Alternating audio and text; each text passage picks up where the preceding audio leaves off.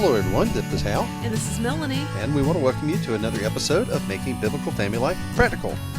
It is hot today, and it's not supposed to be. It's October. I know, right? So I was outside working this afternoon, and all of a sudden I just felt soaked in sweat and felt faint, and my head was hurting, and I come inside and I'm just like, why do I feel like I'm about to die? It's October. And then I look on Facebook, and one of my friends posts a picture of a thermometer that says 100 degrees. Folks, we're in eastern North Carolina, okay? We're not from Arizona. Our friends in Arizona are saying, woohoo, it's down in the 60s tonight. But No. here in eastern North Carolina, we're having a heat wave, a tropical heat wave. You can't get a breath. It's worse than August. But, yeah, you know, we've got a friend in northern Ohio, and I remember staying with him one October in one of our trips, and we stepped out on the front porch, and it was gray and drizzly and just gross weather. And he, filled up his lungs and said, it's football weather. And I'm thinking, you know, where we are, football weather still needs sunscreen. You wear short shirts and a hat with a brim because... And be sure to take some ice water with you, yeah. Yeah, so we're not... fall is not officially in eastern North Carolina. But I would like for it to be different than August, Al. Yeah, well... I mean, can we not even have a breeze? Well, the temperature is supposed to go down about 24 degrees Saturday. Well, that would be a help. That way it would be merely uncomfortably hot for fall. Well, okay. Yeah, I'm kind of disgusted by it. Sorry, Al. We're a little grumpy about it, but you know what? This is a very moderate climate here, and honest to goodness, we've lived places that weren't. That's true. And we do like it in eastern North Carolina. Just we'd like the seasons to be a little bit longer in the transitions. Yeah. So anyway, so you know, Hal, today, if it's all right with you, I'd like to talk about helping your kids make that transition into adulting, as they call it. Mm-hmm. You know, in one of my mom's groups this week, a mother wrote very frustrated, and she said that she was struggling. She was angry at her 18, 19-year-old. Right. Because she said, I was waiting for his paycheck to clear the bank, and so that I could pay his, I don't know, cell bill or something, or car insurance, and he spent the money. And she was frustrated. She didn't know how to handle it. And I thought, you know, people are not teaching their kids how to teach their kids how to adult. You know, they were probably never taught how to adult.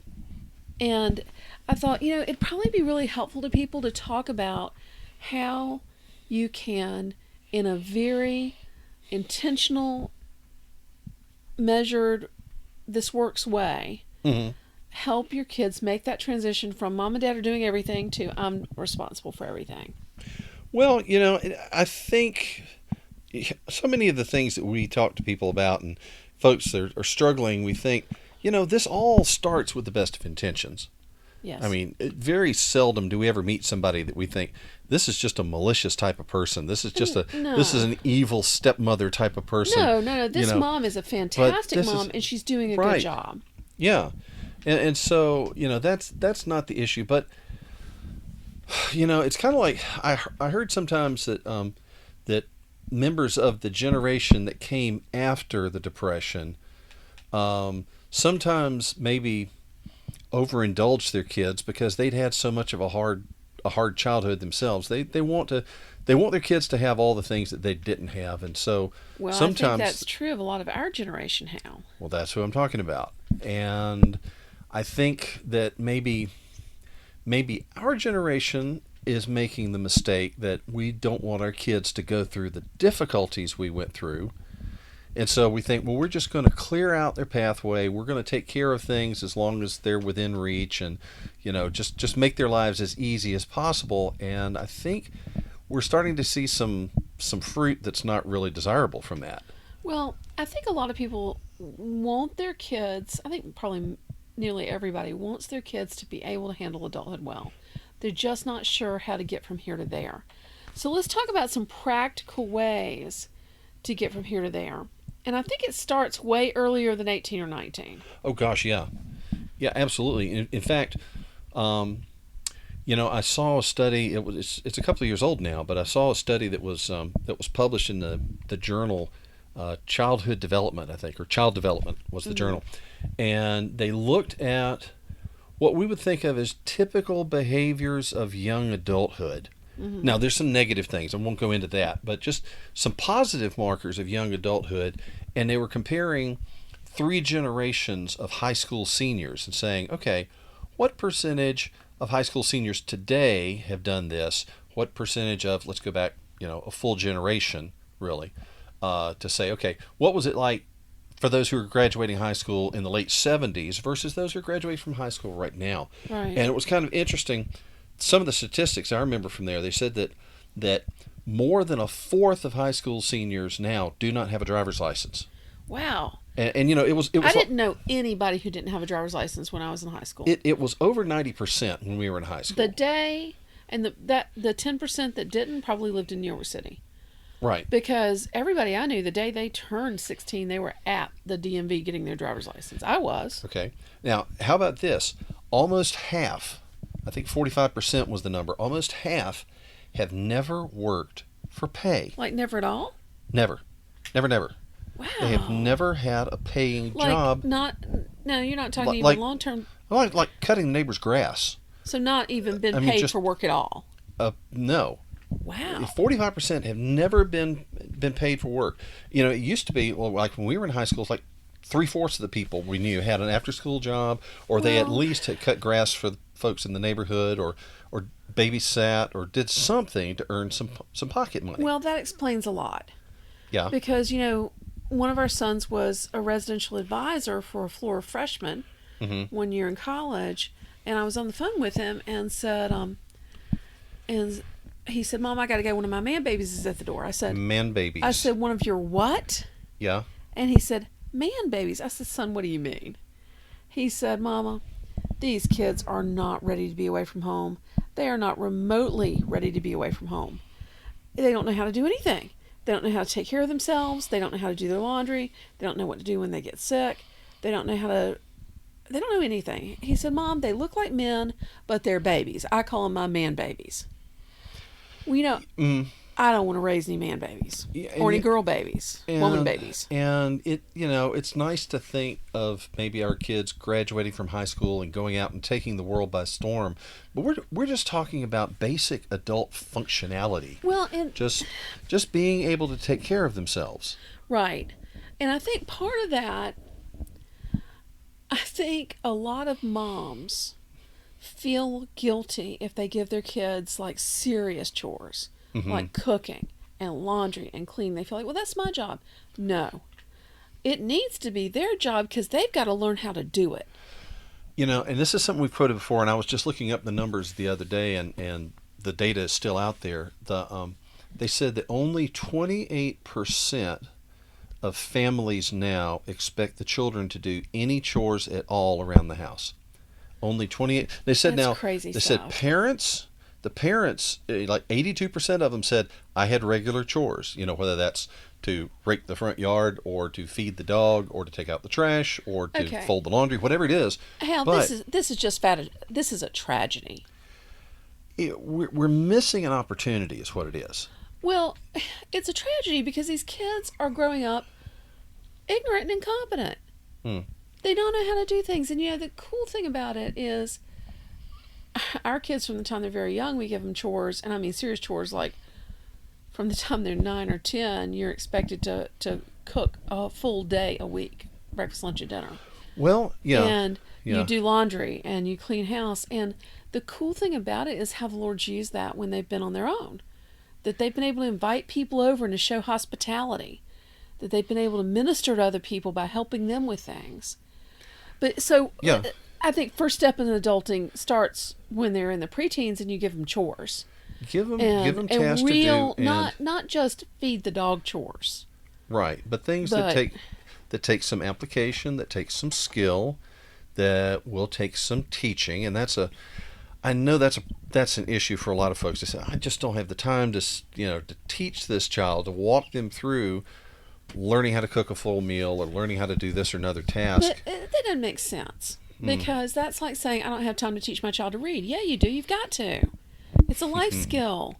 And in teaching them how to do those things will free up more of your time to teach them other things, because they can take some of the stuff off your plate. Yeah, now see, nobody told us that.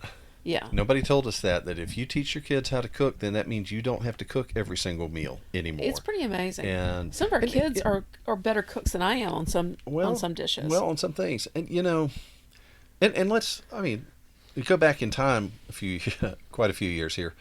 We really got started on this pretty early for a very practical family reason. Do you remember why? Yeah, I was on bed rest. Because I you had had bed rest terrible, pregnancies. you had train wreck pregnancies, and you were on bed rest, and you couldn't be standing up in the kitchen cooking. Oh, You and it was couldn't so be, annoying. and so you had to look at that 10-year-old, that 12-year-old, and say, okay, now this is how you start. It was really hard. I had to let go of my perfectionism. Mm-hmm. I'd let my pride go some, like when we made Christmas cookies and everyone wasn't perfect because I wasn't making them all. Right. But it was such a blessing because we grew together as a family and learning to do those things together.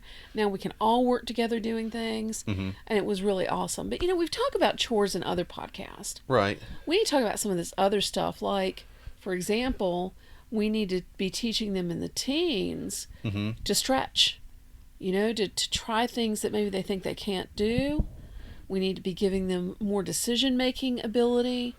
We need to be teaching them, like, I have a friend Mm-hmm. that when her teenagers need a doctor's appointment, she has them call and make the doctor's appointment. And Yeah. and that's awesome because when they get off on their own, they know how to get help when they're sick. Mm-hmm.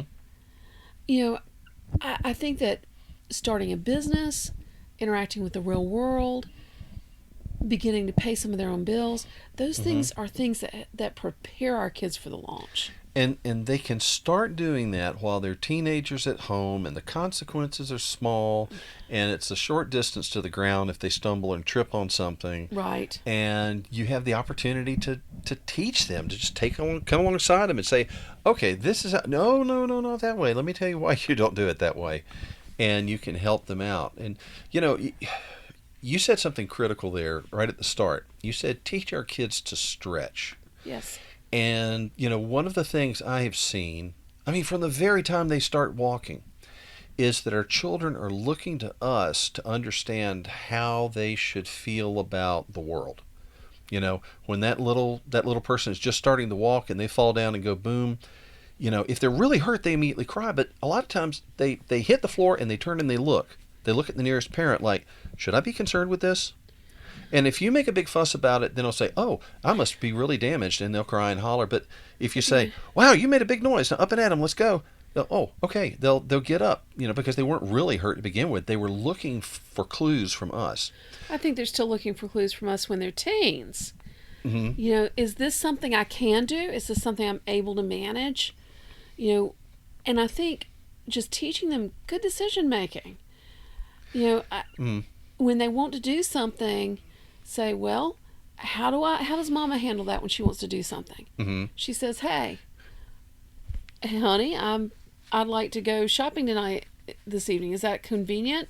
Do you Right. need me for anything? Yeah, right. Well, I'm going here and I'm going to be gone about this long, because that's the way courteous adults act toward people in their household. Right. So, child, if you treat me that way, I'm going to give you a lot of latitude in where you go Mm-hmm. and how long you're gone Right. because you're acting like an adult. Yeah. And so, we want to teach our kids to begin to make decisions, to begin to interact as an adult in the household. Adults don't wait to be nagged to do things. They show initiative. Mm-hmm. They do their duty. Right. They take responsibility for what they're doing and for their chores and for their school. And yet, does that mean they need you to check on them? Absolutely. Mm-hmm. And they may need you to correct them. But you need to be encouraging them in more independence. I am totally on board with this. Of course, that's what we've tried to do. Yeah. And so we encourage others to consider that. But But after yes. the break, I want to talk about, but what do we do outside our house? And with, like, when they're 18, 19, they're leaving home, how do we help them make that transition to taking care of their own stuff Mm-hmm. without disaster or working ourselves to death or whatever? Because, yeah, you should be starting all this stuff Mm-hmm. when they're younger. We give our kids checking accounts when they're 13 or so. Right. They should be starting all that stuff when they're younger. But what if you haven't? What if you're getting to this point and there's things you haven't taught them? You're worried about them. How do you make that transition? That's great. All right, so let's talk about that right after the break. We'll be right back. Stay tuned. Hey, there's something I wanted to talk about, wanted to let people know about, and that's what's coming up October 14th. Do you know what that is? What? We're going to be part of an online conference. This is the Homeschool Family Relationship Summit. Oh, right. That's coming up next week. That's October 14th through 21st, I believe it is. Oh, we really had fun recording the session for that. We are going to be doing a session. We are talking about marriage and about building friendship within marriage, but we're not the only ones there. There's going to be all kinds of people like Ted and Margie Tripp and Israel and Brooke Wayne. Ken Ham is going to be one of the presenters. Ginger Hubbard. There's like over 25 different speakers are going to be involved in this. And the best part of it? It's free. It's totally, absolutely free, and it's online. And if you want more information, let me just tell you where to go. Go to our website. Go to raisingrealmen.com/summit2. That's summit and the number 2. Okay? And that will take you to a landing page that gives you more information about it and a link where you can sign up and get your free ticket in for the Homeschool Family Relationship Summit. This is something you don't want to miss. Awesome.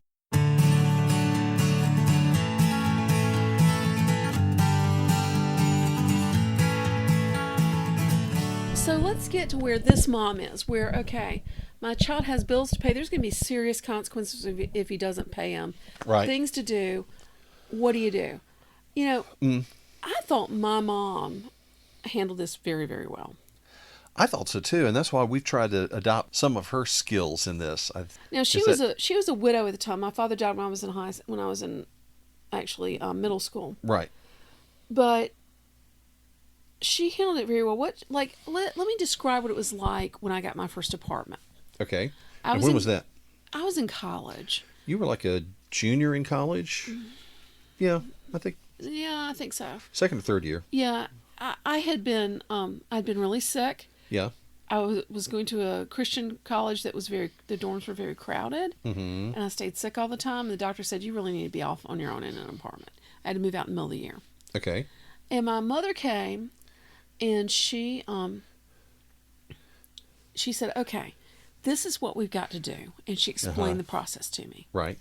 And then she took care of it. She drove us around, found apartments to looked at apartments with me, the whole time explaining and discussing it with me. So telling you what she's looking for, yes, what to watch out for. I'm looking to see is this lit at night? Is there anything that would make me concerned about the safety? Yeah, does it look like it's well maintained? Right. And so she's talking through all this with me. We got an apartment. She walked me through the lease, what she was doing. She took care of everything, but she explained it to me. I was right beside her. Okay. And when we started the utilities, she called. She had to get a letter of credit from her. From her bank at that time, right? No, her utility company. Oh, that's right, yeah. To show to that utility company so she didn't have to pay a deposit. Okay. And she set up the phone, the utilities, the cable TV, everything. And then the next year, when I needed an apartment, she came to my college with me before the year started. And I did it with her next to me. And so she's reminding me of things. Don't forget to look for this. Remember, you needed to do that. But I did it all with her next to me. The third year that I needed an apartment, I did all on my own. And that was a real blessing when we got married, because I'd never looked for an off-campus apartment. I'd always just gone into one of the dormitories or one of the college apartments that belonged to the university. And so when it was time for us to look for our first apartment as a married couple, you already had skill and experience on that. I had to look and say, okay, how did you go about this? I've never turned on utilities before. Right. And so the way that she handled it was such a blessing, because, I would have had a panic if I had to handle it the first year. Right. But, she just step by step walked me into it so that I could do it on my own. The third year when I did it on my own, I was completely comfortable doing it. The thing that reminds me of is something that I keep coming back to in my own head is, how did Jesus disciple his disciples? Yes. He you just look at the examples and just read through the Gospels, and you see the pattern that our Lord used when he was training his disciples for the ministry he was leaving them with. Yeah. Is he went out and he preached and he healed people and he debated the people who opposed him and all the rest of that with his disciples standing around nearby. And then afterwards he'd take them aside. They would ask him questions, or he would say, "Do you understand what I just did?" And he would Right. explain this to them. And then you see he starts sending them out 2 by 2 to go to preach in the surrounding towns. And they would come back and he would say, "All right, what did you see? What happened? Tell me about it." And so he would kind of debrief them and say, "Okay, tell me what you did. This is what happened. Okay, and this is how you understand that." And then the Lord goes back to heaven. He goes back to his heavenly Father, and his disciples have learned by his side how to do the ministry. And so that's how he trained them up, exactly the way your mother did with you. Yes. And so you were able to step out and say, "Okay, I've done this before. I've seen this before. I'm not frightened by this anymore." And see, now that's something, talking about taking your cues from your parents. One of the saddest things I've seen, and I've seen this more than once, is a young person, an adult, 25 years old or so, Yes. who doesn't have a driver's license, and we ask, why, in the loving, graceful voice, "Why in the world not?" And they say, "Well, I'm just very concerned about it. It's just such a responsibility. I just don't know if I'm up to it." And they're fearful. They're afraid. Yeah. And you know what? They learned that. They learned They it from learned their that from parents. their parents, from the time that they had a learner's permit, who just Yes. said, "Oh, I don't want you driving on this country road. Oh, this is too fast on the interstate. Oh, city traffic is too distracting. I don't want you driving here." And they train them to believe, "I'm not Yes. capable." And I see that going on in all kinds of other situations. Yeah. I see parents, we've had our fifth son is now in college, so we've been seeing this. We've launched a few. We've launched a few. We've seen what's going on. They talk to us about their friends. Right. I have seen parents who literally make every decision and do everything for their child. They pay every bill for them. They take care of everything. The child knows nothing about what's going on. Right. I see parents who, through fear, don't give their kids any independence. They're in their 20s, and the problem is that their kids are able to stand. They just don't believe it because their parents don't believe it. The parents are so afraid they're going to make a mistake. They're not teaching them to stand. So what do you do in a situation like that where your son is spending money that he needs to pay bills, and what do? Well, first of all, you need to sit down with him and explain some things. Like I see parents saying, "Well, what if he ruins his credit?" Well, then you should be teaching him how important it is that he not ruin his credit. And we got to be fair about this, okay? If we've never had those kind of talks with our kids, if we've never sat down and talked about budgeting or talked about prioritizing your spending or Yes. saving for future expenses or whatever, if we've never talked about that, we can't just ride in and blow them up. Right. Well, you're 18 now, and now it's time to to pay the piper. Right. But we do need to say, "Now look, what you just did, okay, that was not well thought through, okay, because of this. Let's talk about the way that this needs to be handled."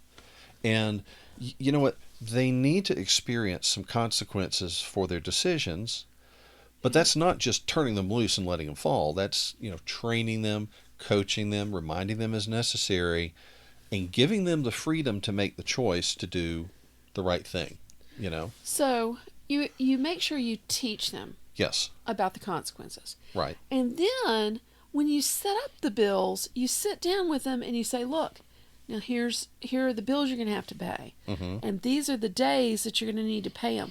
Let's put an alarm in your phone. Let's put a notation on your calendar showing what days you've got to pay these bills." When you just go through their budget there, and you're talking to somebody maybe 20 years old, he's not going to have a whole lot of expenses, but to say, "You know what?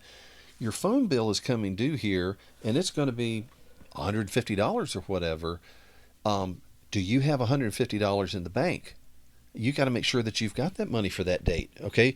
And if you don't, if maybe your job is very intermittent or something, you got to make sure you put aside money before the date that it's due." Right. And that's just part of the coaching we have to give them, to say, "Hey, we want to train you for the day when mom and dad are no longer at your arm's length. Right. We want you to be able to manage your own affairs, to Well, take care of yourself and your family. we've had kids living in foreign countries, Yeah. that had to take care of themselves very young. Yeah. And so we want to prepare our kids to do that. So you teach them when things are due and how much money they're going to need. Right. And then when you sit down to pay them, you sit them down next to you. Yes. And you say, let's go pay your bill. Right. And you show them what you're doing. Yep. And you do that a couple of times. And the next time you hand them the computer. And you say, why don't you pay your bill? I'm here to help. Mm-hmm. And you sit beside them several times until you know they've got it. Mm-hmm. And then you give them the responsibility. And may they blow it? Yeah, they might blow it. But well, then you can it's better to blow it at 19 than it is to be 25 and ready to get married, or 35 and have no clue about this stuff. Right. Right. And so, yeah, we need to be intentional about this. One thing too, before we wrap things up, that I think is useful, is to sit back and just sort of brainstorm with yourself a little bit, with your mate, and ask, what are some key things that we want our kids to know when they leave our home? And it doesn't have to be, a 85 point list, but just Right. some critical things. Like, for me, I want our kids all to be able to drive. Yes. And, okay, this is a bonus because of our lifestyle. I want them to be able to drive the big van, pulling a trailer, and if necessary, to back that The trailer trailer. up. Okay. Yes. But that's, you live on a farm, you pull a trailer a lot, that's a skill you might want. But I want our kids to drive. I want our kids to be able to swim. Yes. Some would say it's useful for our kids to be able to dance. Yes. That's old Southern Well, society, I I think guess. so. Yeah. To dance, to have the basic tools of learning, to be able to do laundry, Mm-hmm. basic tools of learning, read, write, and do math. I think you ought to just assume that. Yeah, but still, you'd be surprised. They need to be able to cook like full meals, like full days worth of meals, and not just to reheat a pizza, but they need to know how to cook vegetables and desserts and everything. They need to know how to do laundry. They need to know how to keep their stuff reasonably clean. They need to be able to take care of themselves. You shouldn't have to be telling your older teenager to take a shower. Right. They should know to take a shower. They should know to brush their teeth. Mm-hmm. Just all the things they're going to need to know when they're on their own. I want them to know how to change a tire. All of them, even my girls. Because Right. my mom made sure that somebody taught me how to change a tire, and I'm really glad, because I had a flat tire one time when there was nobody there. Yeah, and those kind of things, and a lot of those, they're not that complex, but if you've never done it before, it may seem like a terrible, terrible mountain to climb. And just to say, you know what, it's not that hard to change a tire. Here's how we do it. This is where the tools are. Do you know where the tools are in your car? Okay, let's go look at that. Yeah, and just those kind of basic skills. It's one of those things, and I think it's a good conversation to have with your teenagers sometimes, to say, now, we're not expecting this to happen, but I'm just saying, have you ever considered what would you do if suddenly mom and dad weren't here? If we were called to the mission field, or if we were quarantined because of an outbreak of some illness or something, or maybe like happened with us one time. You've got a newborn sibling who has a critical heart defect, and mom and dad are in the ICU with that baby for weeks on end. How are you going to manage the household, teenager, when mom and dad are basically just by phone for a time? Do you have the skills to do that? Because even if grandma's there, maybe grandma's not able to do it. And you know what? Just to kind of put the point to them that all this stuff, we're not just trying to make our lives easier. Yeah, it's nice if somebody else can take a turn doing the laundry, but honest to goodness, this is building up your toolbox, son, daughter. I'm preparing you for your independent adulthood. So don't think of it as a me versus you type of thing. I'm trying to help you get the skills that you're going to really be thankful for in a few years. Okay? And so, yeah, that's a conversation you need to have, I think. And so, to sum it up, Yep. The way that you teach your kids to do adult things is by teaching them to do adult things, starting when they're home, and then as they become independent, by walking them through it with you doing it, right, and then walking them through it with them doing it, yep, and gradually having them grow in independence and knowledge. And I know that's way easier said than done, but it's so worth it to do this. I'm so grateful my mama did this, Hal. Well, I am so grateful she did too. And there is a passage I'd just like to throw this out for consideration on the way out. It's Hebrews chapter 5, verse 14, where the apostle is talking about maturity in the faith. They're talking about the milk level of teaching, basic teaching, and then they're talking about, well, the serious teaching, the pure meat, the strong meat, it says in some translations, is for those who by reason of practice have trained themselves to discern between good and evil. And I think that's an interesting point to bring up, that we want our kids to be discerning. We want them to understand good choices and bad choices, and naturally we want them to always choose the good choices. But the way that they learn that is through the practical application and the practice. It's not by mom and dad doing everything and clearing all the obstacles out of the way and not having any consequences for the young people, but rather saying, hey, this is something you're able to do. Let me explain to you how to do it. Let me coach you and encourage you, but I want you to take care of this, and then we'll do a follow-up afterwards and see if there's anything that we need to learn. You know what? I think that's biblical. Yeah. And I think that's something we need to be doing. I agree. Okay. And so go, folks, go teach your preteens and teens and young adults to adult. And have fun. This is fun. It really is. It's fun to see them taking their place in the world. Okay. And it's fun to be able to talk to you people too. So we do want to thank you for joining us, and we thank you for all the times that you visit with us, and want you to please come back another time as we look at biblical principles and how to apply them in the 21st century family. And so until next time, I'm Hal. And I'm Melanie. Thanks for listening, y'all. Bye, y'all. You've been listening to Making Biblical Family Life Practical with Hal and Melanie Young. If you found this program interesting, challenging, and encouraging, why not join us on the web at halandmelanie.com. That's HALANDMELANIE.com. Or follow us on social media. You can find us on Facebook at Facebook/HalAndMelanie or Facebook.com/RaisingRealMen. This program is a production of the Ultimate Homeschool Radio Network. Join us next week when we'll be back to talk about making biblical family life practical. Until then, thank you and God bless you for listening.